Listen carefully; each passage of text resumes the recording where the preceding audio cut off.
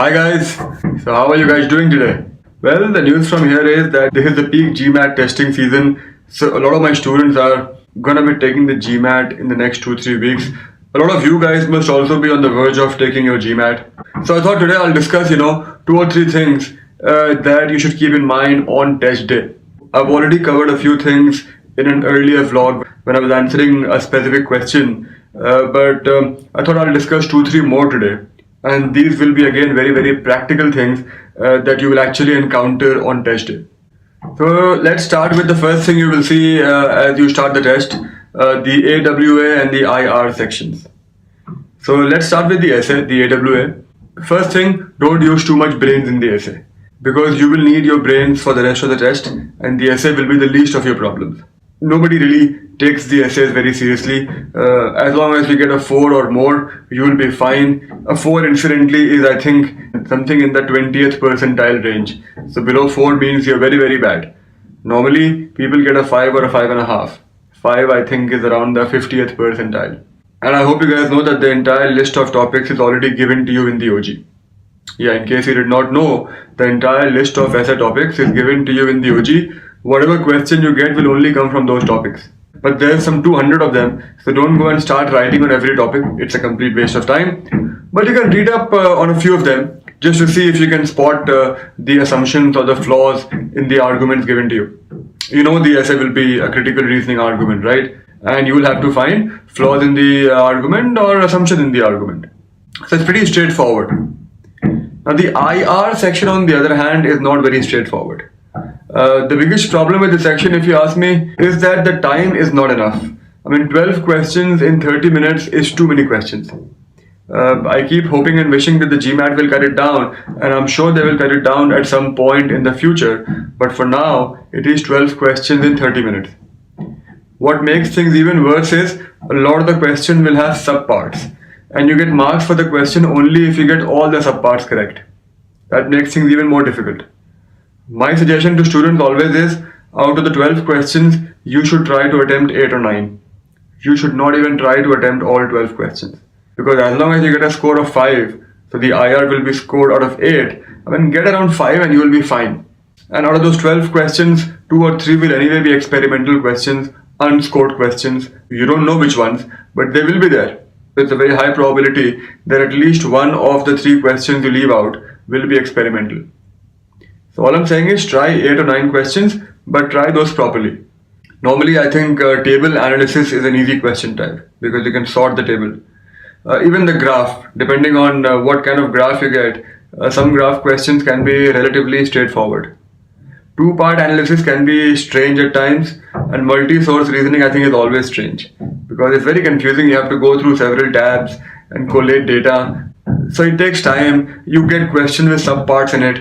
That's another problem. So unless you get a very easy question, multi-source reasoning is one topic that I suggest you skip. The biggest problem with IR, if you ask me, is it is like doing half an hour of math before the actual math section starts. It's not problematic in itself. It's also a problem because of the way in which it affects your performance on the quant section. So while IR is not completely quant, but most of the questions will involve you working with numbers. So it is like doing half an hour of math before doing the actual math section. But you can also look at it positively. It is like a warm-up before you start with the actual math section. We always try to look at the positive side of things. So that's definitely a positive of the IR. In fact, the essay and the IR both help you ease into the test. So the first 1 hour, is not going to count towards your score out of 800. So you can ease into the test and then, start to peak once your quant section starts. Talking about the quant section, one very important tip for you guys is that your speed on the quant section on the actual GMAT will usually be slower than your speed in a practice test. And I'll give you a reason for that. The reason is when you're taking a mock test or a practice test, it's a practice test. So it's not like you have something to lose if you don't get a good score. 10 points, 20 points up and down makes no difference. So in a lot of the questions, you will take calculated guesses, or you will, not try to solve everything. Whereas on the actual GMAT, you have everything at stake. So even simple calculations you won't want to do mentally. You will try to write it down and do it because you don't want to make any mistakes. Particularly on easy and medium difficulty questions, which you know you can get the answer to. So all the more reason you don't want to go wrong on those. So typically you will end up taking more time on math questions on the actual GMAT as compared to your mock test. So keep a track of your time. I've discussed in an earlier vlog the 8-15 rule, 15 minutes, 8 questions. Make sure you stick to that. Because once you fall behind on your time, there's no way you will be able to get a good score. Time management will be at least 50% of your test day performance. I've said this over and over again. So make sure that you are catching up with your time on the quant section, because typically you will fall behind. The third thing, there will be distractions at the test center. Now, I've had students who are extremely sensitive to the test taking environment because they practice mock test in an enclosed space, replicating the exact environment on test day, following all the break times. It is a good idea to do that, but keep in mind on the actual test day there will be distractions. What kind of distractions? Well, there will be people around you who will be typing when you are maybe attempting a math or an English section, because different people start their test at different times. So it's possible that while you are attempting the math question, the person next to you is typing his or her essay. And that, by the way, is still better than the GRE, because on the GRE, it's very possible that there's someone next to you who's taking the TOEFL and who's doing the speaking in TOEFL. I've had students who've said that their GRE was ruined because the person next to them was speaking continuously, and it wasn't the person's mistake. I mean, he or she was taking the TOEFL, it was a speaking section, so they had to speak. So at least that won't be the case with you. But you can very well have somebody typing. You will have people walking in and out, the administrators or the students who are taking a break. So don't become overly sensitive with these things. I've had students come and tell me there was too much light coming from somewhere, which is why my test got ruined. I mean, you shouldn't be so sensitive to those things. I mean, worst case, if you find the environment very noisy, they give you earplugs. But mostly they'll be regular earplugs, not the noise cancelling ones. And you can't take your own earplugs inside, of course. I anyway find earplugs to be a distraction. The bigger the worse. So go in expecting a little bit of distraction.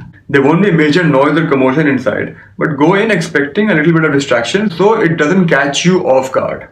I'll give you one final tip, and this is for the day before your test day. Don't change your normal routine the day before. By normal routine, I mean your sleeping time or your eating habits. Don't drastically change that, because you never know how it will affect you on test day. For example, I once had a student who decided to take a very high protein diet a day before the test. I don't know why, but he did that, and he had an upset stomach on the day of the test. I had another student who for no reason decided to exercise one day before the test, and he got cramps on test day. So I've seen these things, which is why I suggest that a few days before the test day, stick to a routine and don't change that routine, because you will anyway be having enough problems on the actual test. You don't want these other things affecting your performance. So I hope you guys find these tips on test day useful. I'll keep coming up with more in subsequent vlogs. In case you have any specific questions, please feel free to mail me, and I shall see you tomorrow in a new vlog. Have a nice day.